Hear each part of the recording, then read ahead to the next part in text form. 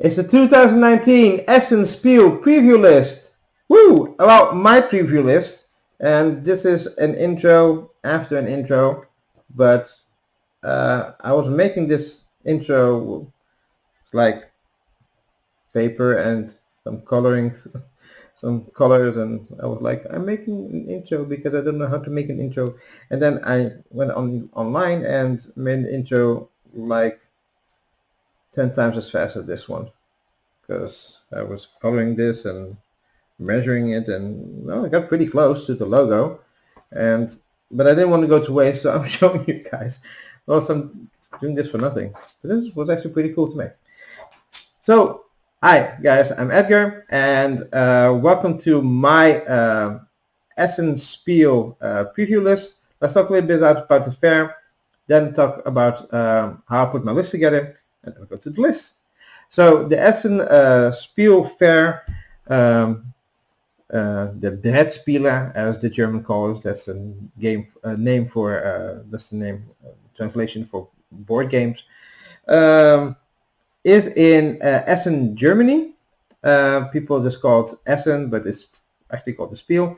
It's being held on the 24th, 25th, 26th, and 27th of October. So it's a Thursday, Friday, Saturday, and Sunday. I am going on a Saturday and Sunday. I usually go the first 2 days, mostly all the years that I went before, except one year I only went one day. But I hope to get some games. I'm going to get some games with some people that I know work at a booth. So they're going to get me a few of the games, 3 of them. I'm going to talk about them in my list. The rest of the games are games that I'm interested in at the fair. It's 2.5 hours. The fair's 2.5 hours from where I live. I live in Rotterdam, in the Netherlands. So I have a floor plan printed out. It's this floor plan is you have different floor plans online. You have one on BG that someone made, but it's a little bit small if you print it. I like this one better because this one is actually from the little book. Well, it's not a little book. It's actually this big. From the book that you get when you enter the fair. I already got my tickets online, but this one is already available on the Spiel's website 2 weeks before the fair opens. They always put it on. I just printed it, color coded it, like for need, want, like, and maybe, different colors, and all the halls. So this is hall 1, and then you have the whole list of all the publishers and in which booth they are in alphabetical order per hall. This is hall 2. So all the halls, like 6 halls, including the Galleria. The Galleria is a part between hall 1, 2, and 3. And then you have 4, 5, and 6, and between that you have the Galleria, where you can get some food, but bring some comfortable walking shoes if you're going, and you can bring food in. Just put it in your backpack. Last year they didn't really check the backpacks because they really don't care. I think it's like too many people. You can bring your own, bring enough to drink, bring something to eat, to snack, even if you're gonna buy some stuff there, some food. Usually all the food is in the Galleria. And that is the best advice I can give you. Good walking shoes, and bring something to drink. You can buy drinks there, but usually you have to get in line. You have to go to the Galleria. There are some food stands in some of the halls, but mostly they are centered in the Galleria. So if you're going, these are the 2 tips that are actually essential for Dave Luza essentials, actually, because Dave Luza from the Dice Tower made a essential list. So I'm not going to go too deep into all the essential stuff for Essen. Just watch his coverage, and on Boarding and Breakfast, by the way. Yeah, print this. This is very easy to get around, so not to look up where you have to go. So that's a little bit of information about the fair.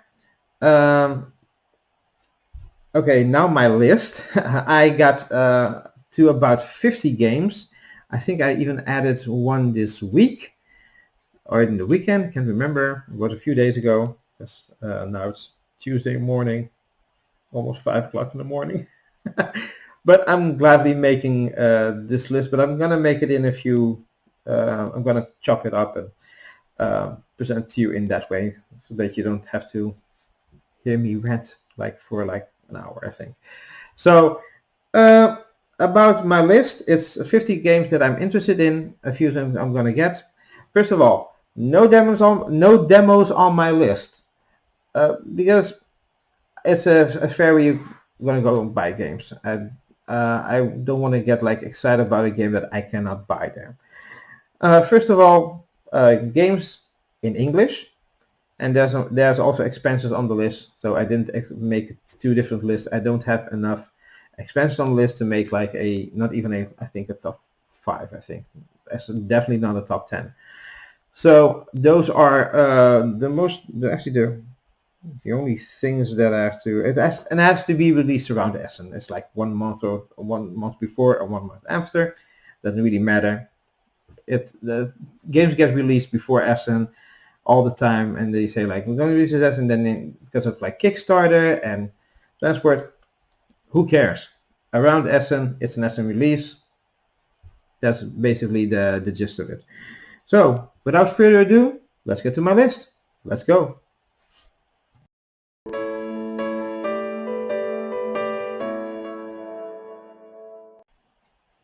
So my first game on the list is a game.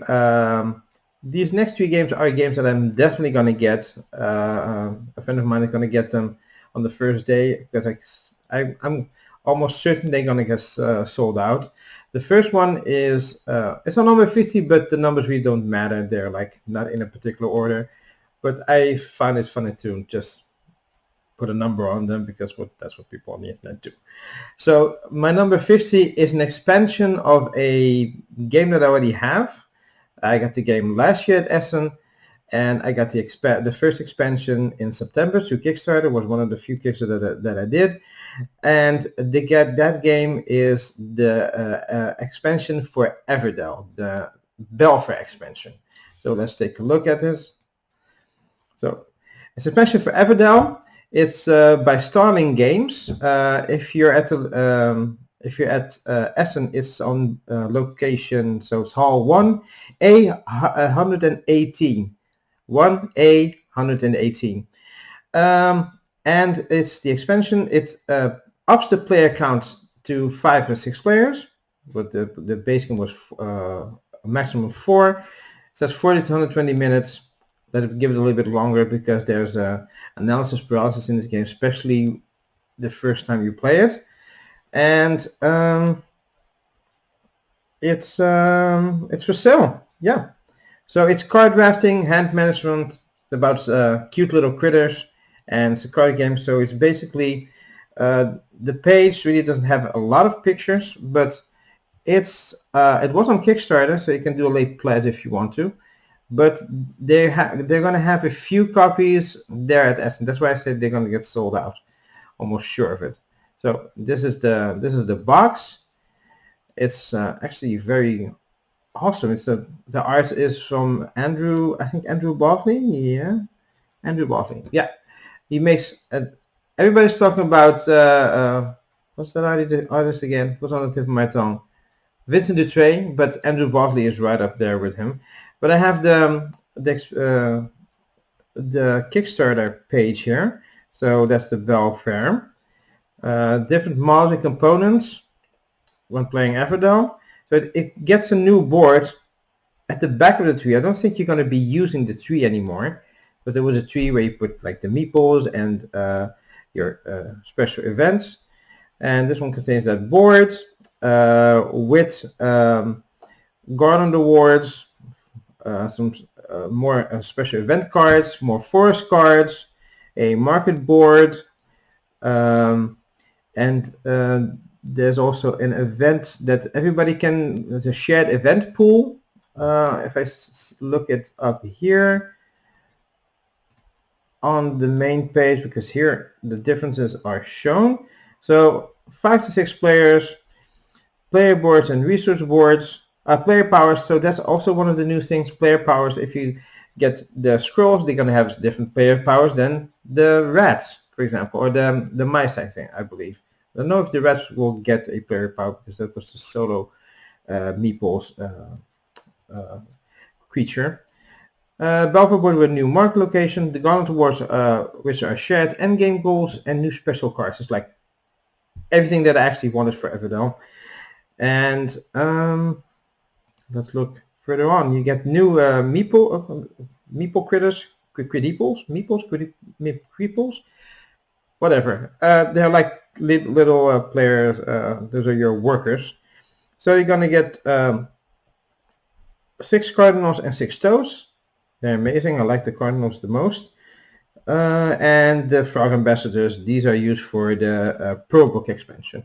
And these are the new boards which you can put the resources on. They're all different, so that's very cool. So I'm giving you a little bit of a spoiler of the next number, the next entry. So that is actually my number 50. I'm going to get this one. A friend of mine is going to get it on the first day because I'm going Saturday, Sunday. And this is just amazing. It's a game that everybody that played with me enjoyed. So it's one of the games that will be forever in my collection. And this expansion is also going to be in my permanent collection. So if you want to get this game, go to location A. Location 1A 118 at Essen. So that's my number 50.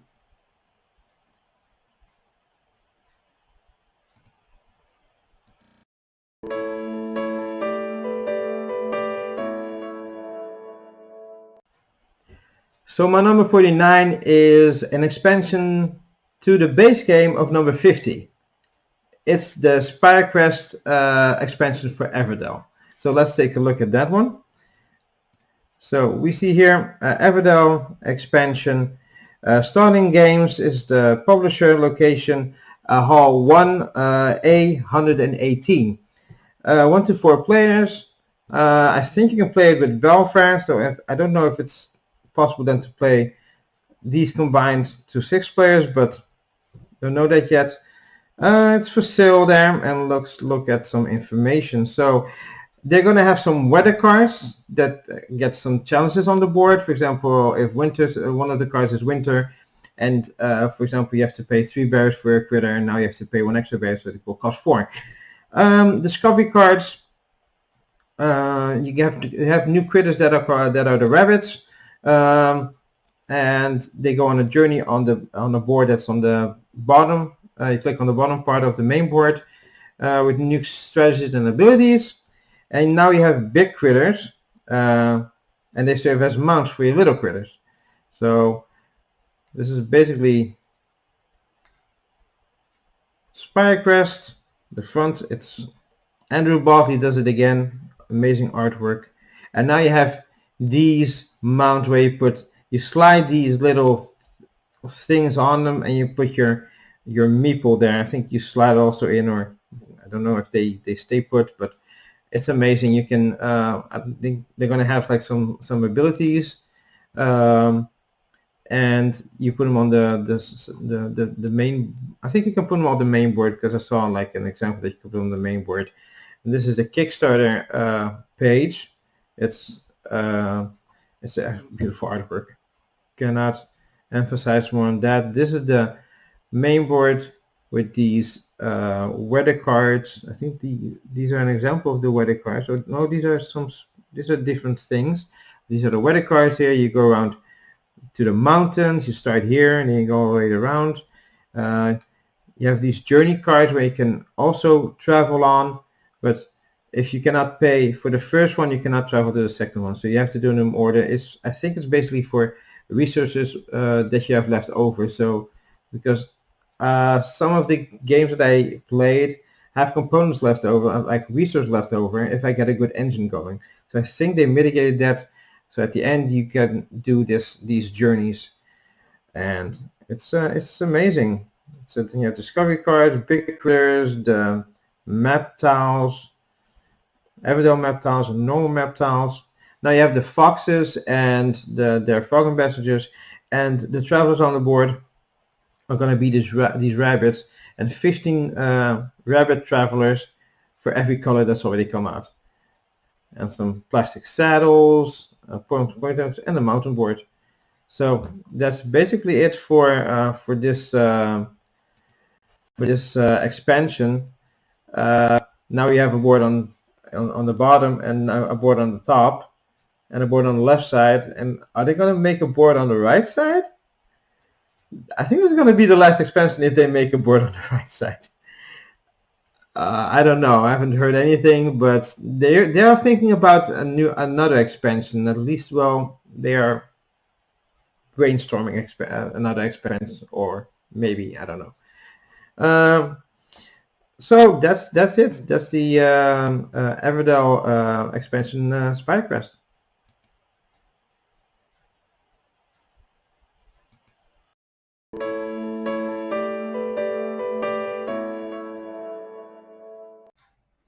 Hi guys, my number 48 is a game that is so difficult to describe actually, because it's, I'm just going to put it out there, it's Tapestry. Everybody has heard about this game. It's getting a lot of buzz. This is a game I'm going to get there. A friend of mine is going to pick it up for me, and let's just see it. I'm going to try to describe it. It's a game from Stonemaier Games, location Hall 3, E102. I'm just going to say it one more time because I want to talk about the game. 1 to 5 players, 90 to 120 minutes. Can be a bit longer. The same thing in Analysis Paralysis because there's so much to do here. Let's. Oh, I already had it open here, so let's look this one up. Well, this is the box. It's very pretty. It has a lot. It has like a big board with. You have your own personal board. You have a board. You have your own civilization. So different player powers for everybody. You get 2 civilizations. You pick one of them. They do certain things when you go from one era to the other. So you're skipping eras when you cannot do anything. And you have your main board where you have like these little buildings. Those little buildings doing things on the board get taken off and put on a little grid, which is your capital city. And if you fill, it's a grid like every grid has like it's a 3x3 grid, and every grid has a 3x3 grid in them. So if you fill one up, and some spots already filled in, so you cannot build there, you get a resource, and for every row you get points later in the game.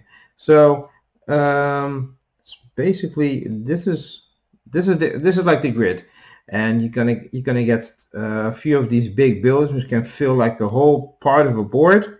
These spots are already like filled in, and that's how you get like points and resources if you fill like one of these grids up, or you get a line. For example, here you just need one more building. Oh no, in here, and you get a line. You can get points by that.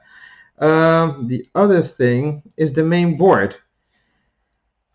If I can get a picture of the main board, because there's so many pictures.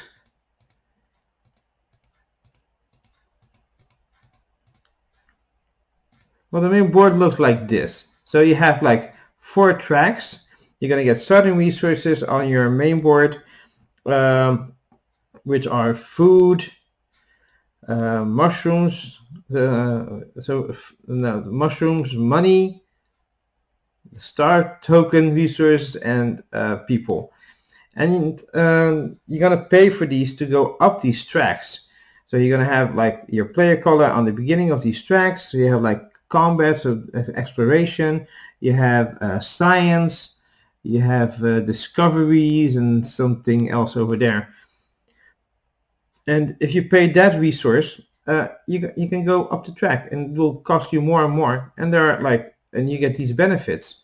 And the tracks are all like interconnected to each other. So once you're here, you can roll a die and go up another track for free, stuff like that. It's a bit of a big engine on the board, and you're going to discover and put up tiles also, and discover lands which you get resources of, and you can topple other civilizations over on the map.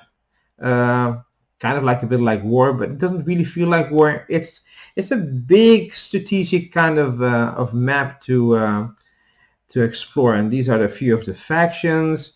They do different things. This is one like every time that you go into a new area, you can put your cube starts here, and then you go here. You can choose, but it depends on where you go, because then you have a different track to go, and they all play differently. They all play differently. I had the one that starts the first era with a tapestry card, because that is the name of the game. Tapestry cards. You're going to get a tapestry card, and if you go from the first era to the second era, you can play one of those tapestry cards.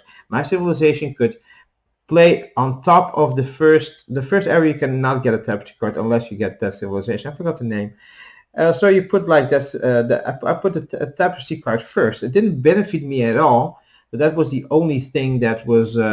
Those can be hit or miss, because sometimes you have like the cards like cannot do anything with them. It's like But I think there's so much good in here to outweigh the bad, and I'm gonna get this game. And playing all these civilizations is gonna be like, I think there are like 16 or something, or 12 civilizations. I want to play them all. It's gonna be such a fun game. Let's see if I can have more pictures. And these are the monuments that you can get. And there are some that are not on the board. Well, some of these are on the board, and some you can get through tapestry cards. Wow. And the insert is also like very nice. So oh, this is like a full board. I don't know if this like there's some things spots here left. And also you get technology cards which you put here, which I totally forgot. You can basically go for technology cards and upgrade them, and you can get some benefits out of them. Like the game is like, it takes a lot of table space, but the game is just beautiful. I wanna get this game. I try to condense everything in one go to let you know what's going on. So you have the main board with the things on the sides, the tracks, the discovery lands that you can discover. You have your tapestry cards that you can play. You can focus on your capital city to get resources there. It's one big engine that you can do. So that is my my game that I really want to play a lot. And I have a friend like, oh, you're gonna get that one as soon as you come to game night. Please bring it with me. I want to play with it. I want to play with tapestry. So that is my number 48. Yeah, 48. So yeah, hope to get that one to the table very soon.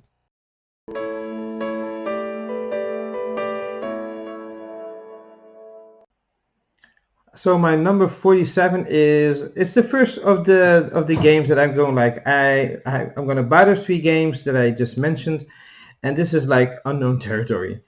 This is a game I put in late in the game. It's one of the later games that I put on my list because I had like 49 and 48 games all of a sudden, and I had to take a few out and then went up and down. So this game made it on later, and it's a game about, I think, pirate ships.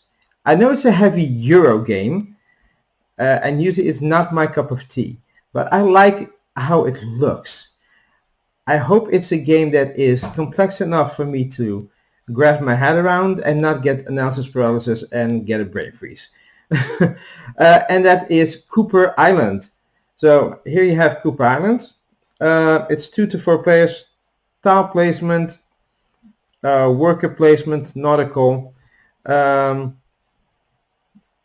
usually I'm a little bit of fed up about nautical themes. It's people complaining about zombies. There are way more like pirates and nautical themes out there, especially like in that type of era of pirate era. But this one looked pretty interesting. It's called Cooper Island from Capstone Games. Hall 2, C102. 60 to 120 minutes. I think it's gonna be longer. If it's a heavy Euro game, this should be higher. And so we have Cooper Island here. I love the box cover. It's oh yeah, you can say it's generic, but it has good art.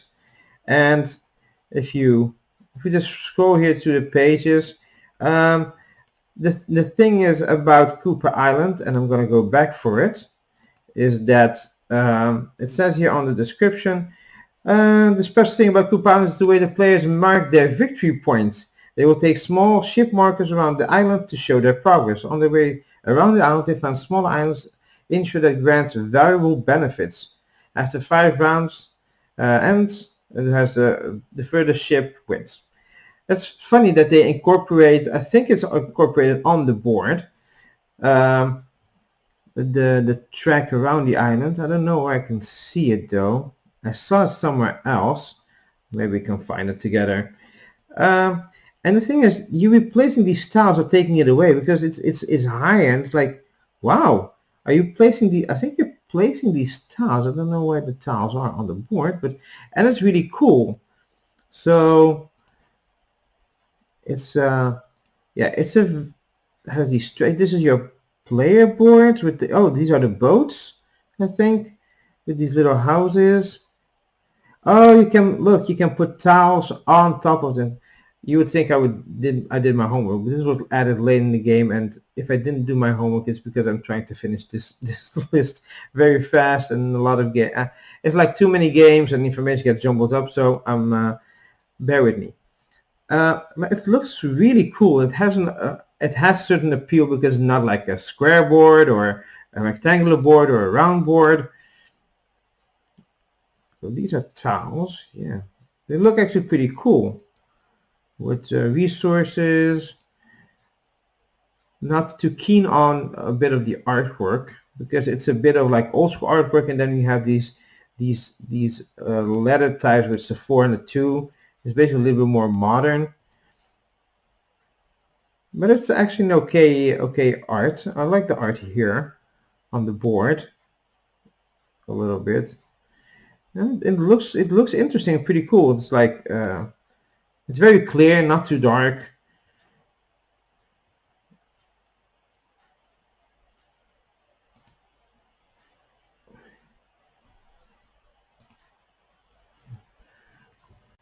So yeah, I'm hoping it's good. Yeah, look at all the pieces. It's amazing. A lot of tiles. So you have these double tiles and these one-time tiles. So yeah, my computer is actually up a little bit. Oh, there's even a dog. Oh, I heard that the name of the game was given by a person that has a dog named Cooper or something. So it's really cool. Let me show you one more picture. Yeah, it looks pretty nice. Nice cubes and stuff like that. Yeah, I'm actually curious to. I'm not gonna buy it, but I'm just curious about the tiling, and you could put it higher. And I think you cover other stuff up. So yeah, so that is Cooper Island, uh, and I hope it's good. It's a half euro, so I don't know. I'm curious if I'm gonna get it, but it's on my radar for sure.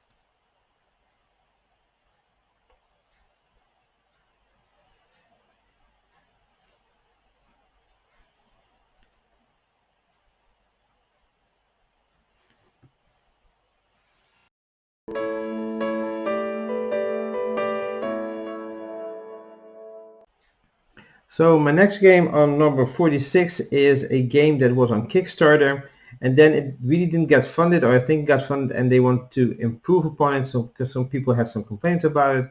It got off, it came back, and it's a game that they promised as soon as you backed it, you get content down the road, so modules with stories, because it's a cooperative game in the H.P. Lovecraft universe, and they base it very much on the books, that's what they say, and they want you to experience the books of H.P. Lovecraft. Everybody says it's very dry, so I don't know how they're going to do it, if they're going to keep translating everything from the books, or just going to put more flavor in it, just like most of the games in H.P. Lovecraft mythos do, like Fantasy Flight does. And that is Cthulhu Storm. So let's have a look. And it's very cheap, so I don't know if all the modules are in it. So let's see if there's some details here about it. There are some features.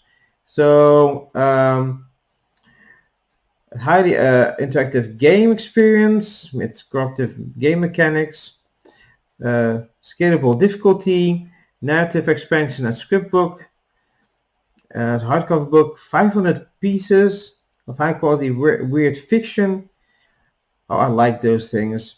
Story-driven game, solo expansion for those sort of detectives, campaign expansion, 7 connected increasingly challenging scenarios introducing new game mechanics, overload expansion, 9 minor expansion modules, game night expansions as add-on, hardcover, short story collection, and a soundtrack and investigative badge. So let's look at it. This is some of the artwork. I really like it. Not that bad. Even underwater artwork, which is you don't see that much in H.P. Lovecraft. Usually just above water or above the surface. So these are the investigators, and so there's player boards. There's a lot going on in this game. I don't see the book. I think they cut the book out because maybe that was a big part of the cost. But I'm still curious how it's like so cheap. So I hope I can check it out. I can see if this is like a version that is basically complete with all the models that they were promising to make in the future. Maybe they already made it. It's like, we're gonna sell it for this much. It's not an expensive game if the monsters bring anything to the table, like story-wise and more content instead of just like extra rules. So we see the cards. I like these player boards.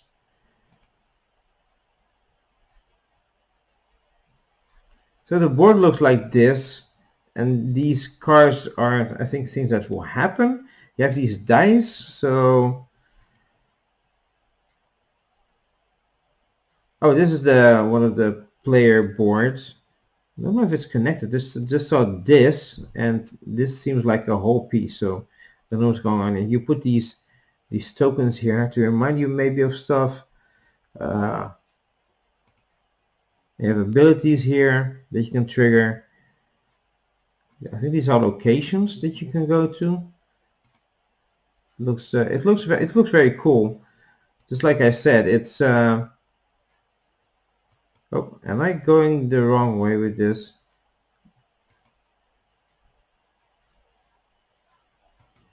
I think I keep getting the same picture all over again.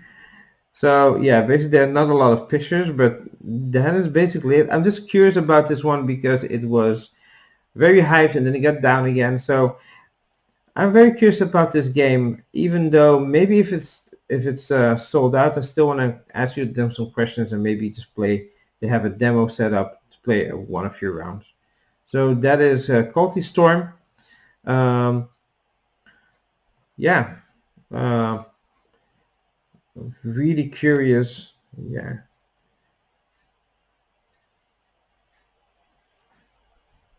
It's a whole lot, but I like H.P. Lovecraft themed games, so I hope this is a good one. It seems a little bit on the cheap side, so I'm a little bit worried about this one. It's still made my list because I was more excited in the past. Now not so much, but because it's there and because it's cheap price point, I'm intrigued. I'm just intrigued how this will how this will pan out. So just intrigued. So let's go to the next number.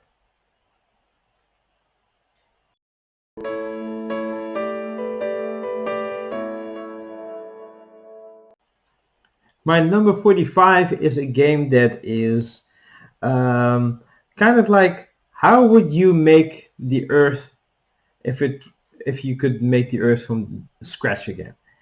It's basically that kind of concept, and I find it interesting. And it's also like a kind of like a bingo type game because you're taking things out of a bag, and that is cool. So this game is called Eco's First Continent, and from AEG. So let's take a look. So it's Eco's First Continent is from AEG. It's in Hall 3, K107. 2 to 6 players, 45 to 75 minutes, and 40 plus. It has a modular board because you're going to make the board. You're going to start with like 4 tiles, and then everybody at the table is going to make the board, influence the board, put animals out. Some animals eat other animals. So you're placing tiles, and this is how the game looks like. So these are a few of the tiles that you can see. You have like you have sea, mountains, deserts, and grasslands, I think, or forests. And you're gonna put like you're gonna put more tiles out. You could put animals and trees and mountains, and some animals, just like the gorilla, you can only place them if there's a mountain and a thing on it. I think so. There's some restrictions on where you can put these, and it's a cool game. They played on the dice tower, so you're gonna get these cards. You're gonna get some starter cards. You're gonna put them in front of you, and someone's gonna take tiles out of the bag. It's kind of like bingo. So you're gonna put these tiles here on the board. Let's make it a little bit bigger. And I don't want to wait, please. Oh my god, this is way too big. But there are some symbols here on these cards. If these tiles get out, they say you're going to put it on the table. Everybody's going to put cubes on their cards. And then when the card is full, you're going to say ecos, and you're going to do the card. And everybody's going to do the card at the same time, but depending who's the first player. The one that takes it out of the bag is the first player. From that person, it goes around. So if the first player activates something, and then it's your turn, and he did something to upset your game state, that can be a little bit tricky. And these cards also rotate. You have these leaves here. So this card has like 1, 2, 3, 1, 2, 3, and 4. So you can activate it twice. So you take the cubes out, you rotate it, and you can use it 4 times. The more powerful cards have a different color, I think, and they activate only once or maybe twice. As soon as someone gets this wow symbol, you can put any cube on it. All the tiles go back into the bag, and it goes to the next player. And you can also get, there's one card that is your kind of like starter card ish. So these are the tiles. It's very cool. It comes with this box. Oh, these are the trays. They look amazing, and you slide some things in here so that this is amazing, these trays. And the thing is, yeah, this is the bag. These are all the kind of cards. For example, you gain 4 points and gain 1 point per mountain in the largest mountain habitat, for example, and you gain 2 points per adjacent tree. Yeah.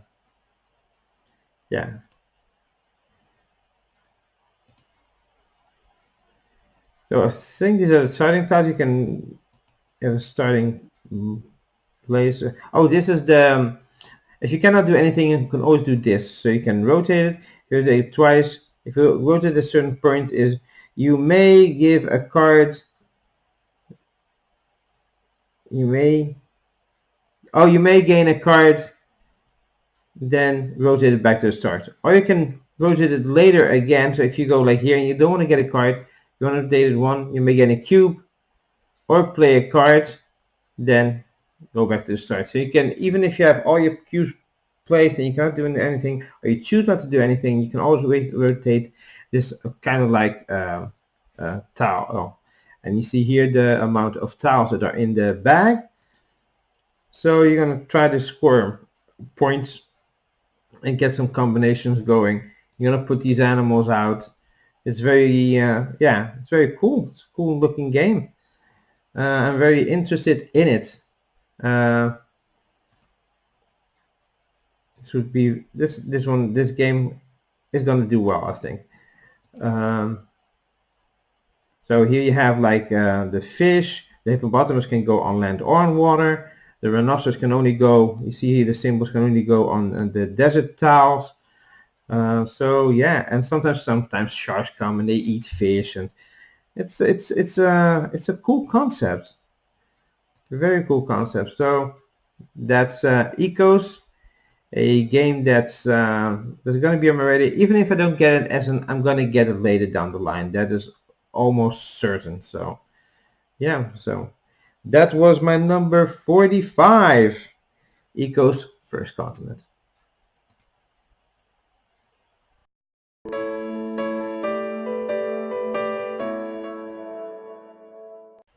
My number 44 is a game that is one of those games that I haven't played this kind of games in like a few years.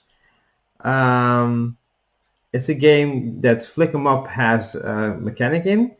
It's a flicking game, but I saw it and it was like it's about flicking and flicking this and stuff and Greek mythology, which is a cool combination to be honest. And it's called Flick of Faith. Let's take a look here. That's Flick of Faith. It's from Awaken Realms, Light. Location Hall 2 F123. It's arrow majority because you're flicking various things. It has variable player power, which I really like. A dexterity game. 2 to 4 players. That's 15 to 40 minutes, which I actually believe, seeing the description. And because the gods are bored and they're trying to make some name by flicking each other and bouncing off each other off the board. You're going to send prophets to islands by flicking them, and to make sure that everybody heard about your gods. So you're flicking the prophets there to prophesize that you exist. You will not be forgotten. So it's divided into 4 rounds. You have the council phase. Players draw 2 cards with unique rules, and you bid on which rule will be applied, which I actually like, bidding on a rule. Then you have the mission. On a turn, they flick the props onto the map. You can knock people out or use them to catch an island. You can also use your special powers. And it ends if there's no profit left in any god's pool. I think maybe you can get more. Maybe it's implied that you can get more profits. And then you have the conversion phase, which you gain 42 points for every islands that you have a profit on, and gods gain victory points if they dominate the entire island. Yeah. And then depends on what your profits do on the islands, because there's a navel of the world island which is difficult to reach. You can get more points if you get to that certain island. So there's not many pictures, so that's a good thing actually for me for making this this list. So this I think is the middle part, and it looks very cheerful. And it's the thing is, it's like a weird box. It's really a weird box. How do I store this? And it looks very cool. I think these are the gods, different gods. I hope there are more than just 4 that you can choose. Will also be a little bit like only these 4 gods. I think these are the rules. It's very clean design from what I can see. There's not much. So I have Zeus, Ra. Oh, I'm on the play as Ra. Morgan and Tyr. You may flick your profits with your weaker hand. If you do and that profit lands on an island, flick that profit a second time using the same hand. That will be my left hand for sure. Yeah, this seems fun. Yeah, it's a fun game. Look, they're playing the game. But part of it's this is gonna be some hilarious fun. Great chance I will pick this up, I think. This is one of those games, if I have some money left at the end of the day, because I have a certain amount of money which are labeled gaming money. Those euros are gonna go to games. I don't care if I buy just a promo to spend it all. It's gonna go to games. So this is gonna be a game that maybe will. It's not that expensive. So this is a game I'll be checking out. And a game that's easy to demo because after one round you know what the game is all about. And yeah, I hope to play this. I'm getting excited about this. So this is A Flick of Faith.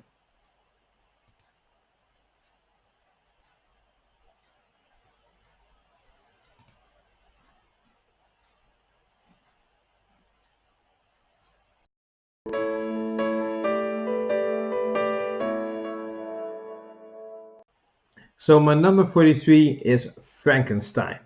It's a game that I heard about, and I was like, hey, a Frankenstein game. There are some Frankenstein games, but usually it's more about like zombies and vampires and all those kind of classic monsters, or their big counterpart like Fear of Dracula. So Dracula is a big factor. And you have a lot of Frankenstein games, but this one is like a short game, not often from Invidars. I don't know if it's Spanish or something else, but it's an auction building set collection card game for 2 to 5 players. Its location is in Hall 4D122. So this is Frankenstein. It's a fast-moving kind of monster building. You have to build your monsters. It's a strategy game. Takes about 30 to 40 minutes, like it says here on the page. You play a mad scientist trying to build your monster. Each turn you may buy the offered body parts here. You can sell it or auction it, get a better deal, and you can also try to rip off your opponents in that way. But be careful, you might invoke the villager's wrath. So I like the cover. It's the classic like long-faced Frankenstein, and I like the art. It's really it's a little bit tongue in cheek. He's missing his head there. A lot of body parts here. So yeah, you have these body parts. There's a value here and a coffin value. Oh, so this is the body. So you can put the brain here and you can auction them off. It looks fun. Oh, these are the villager cards. So ugh. I think the person with the most valuable body parts will get attacked by the village cards. So that can be interesting. This is a very interesting game. I usually like more bigger games like Battlestar Galactica and stuff like that, but having a few of these small games is actually pretty cool. So I'm actually interested in this one. It's not that hard, and if it's a fun game, I really want to buy it. It's one that I can bring to the table a lot. These smaller games. So I'm actually curious about this one. So this is Frankenstein by Invidirs Games. So yeah, not much to say about it. It looks very clean and a little bit of tricking a lot of other players, and yeah, very interested in this one.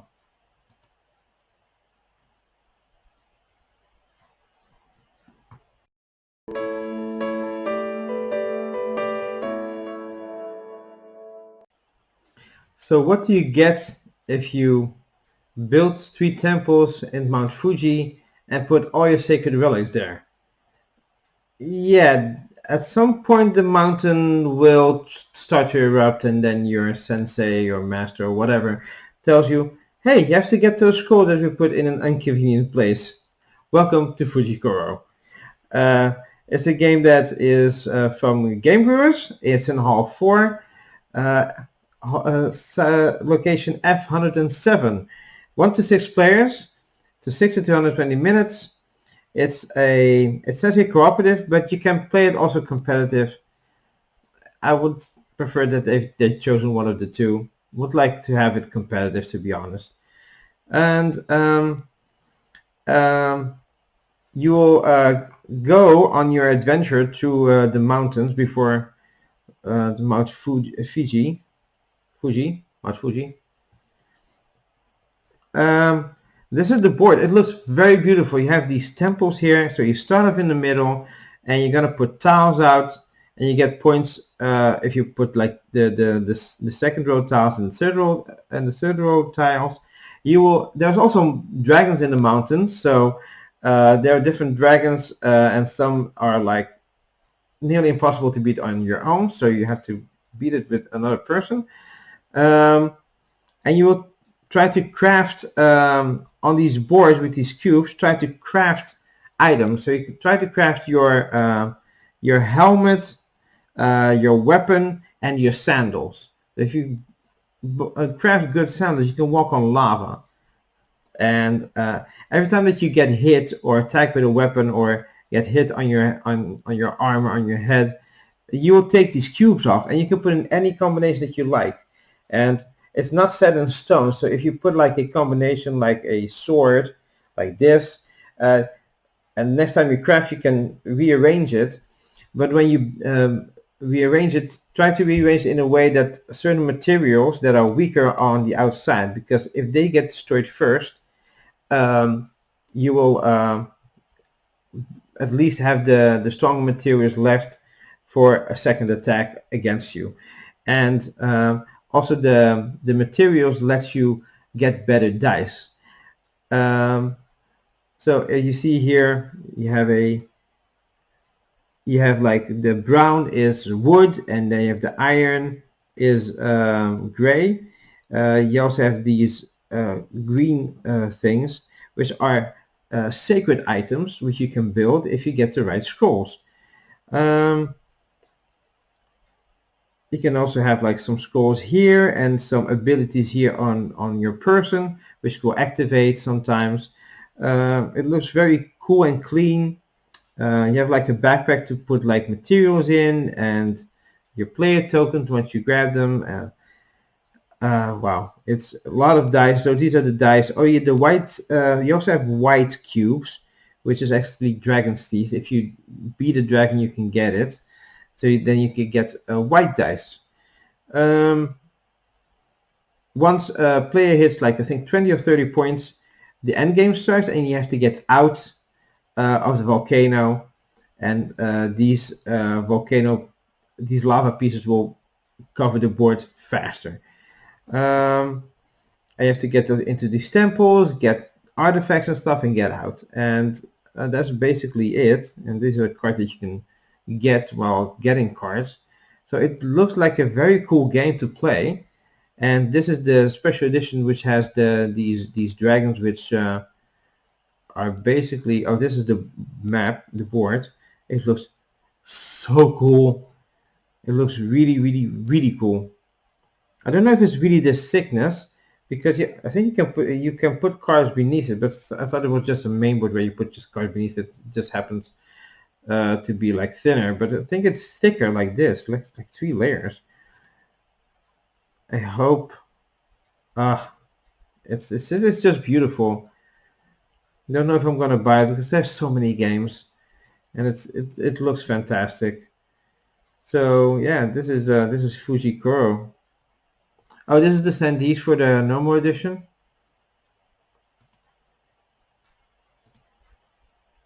These are the dice.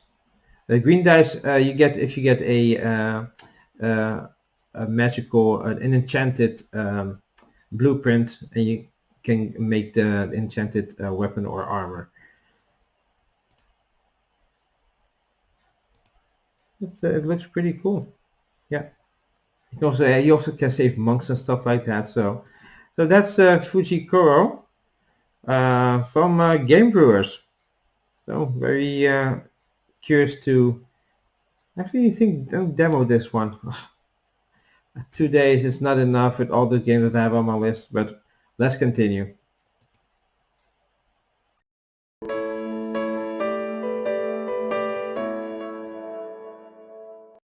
My next game is Guardians of Legends. It's a game from Luby Edition. It's in Hall 5 and 121. 3 to 5 players, 30 to 45 minutes. It's an acting, betting, and bluffing adventure game, which has some cool artwork. So let's take a look about what this game is about. It's about guardians that has watched over the legends and myths of our world and hidden clues everywhere. And now you're on this island, and you set off an adventure to discover these treasures about these myths and these legends that the guardians have made all over the world. You have to collect as many coins as possible. So you can do that in 2 different ways. You find treasure and legends belong to other players, or allow your own legends and treasure to be discovered by other players. I don't know how this is going to work, but it's it looks pretty cool. It's funny. I thought this was like a shield or something, but I think it's sand, and a disc stuck in sand. I don't know much about Luby. I don't know if this game is going to be a way too simple game for me, but it looks pretty nifty. The tiles have like such cool artwork. So you have like these boats. I think you can go to different islands, coins and these tokens, influence tokens, I think.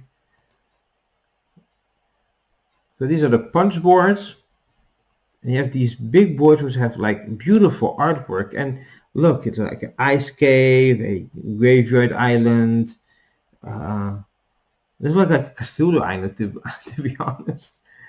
There's a plane. It's maybe Amelia Earhart.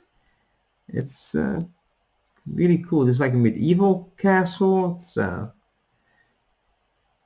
gonna be putting it like this, I think. I don't know if it's gonna be put like that or you put it like one at a time, or maybe face down trying to discover these items. Look at this artwork. It's amazing. It's like a post-apocalyptic. Because I say maybe it's about legends through time and made in the future where mankind is a goner. Look, this is like a pirate island, so it's like pirate legends and myths, and that's the logo. There's not much else. It's but I like the tiles. It looks so neat, and yeah, I'm curious. This is a game where the description doesn't give you anything about the mechanism. You can get 2 points by 2 ways, but how do you do that in the game? Curious how this will work and pan out. But that's my number 41, Guardians of Legends. So those were my first 10 games of 50 games that I found at Essen that were interesting. Maybe there are more added after I go, but these are the games that I found at the BGG Essen preview list. So 40 more coming up, 4 more segments. So stay tuned and see you next time.